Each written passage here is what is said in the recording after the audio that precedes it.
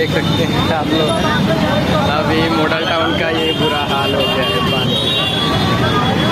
बारिश बंद है लेकिन फिर भी देखिए लोग कैसे जा रहे हैं, पूरा पानी ही पानी दिखेगा, पूरा रोड पे पानी दिखेगा, आप डूब गया है पूरा घर, बिल्डिंग सब, गाड़ी। देखो लोग कैसे काम पे जा रहे हैं, ये हाल होता है बारिश में, बाढ़ के कारण।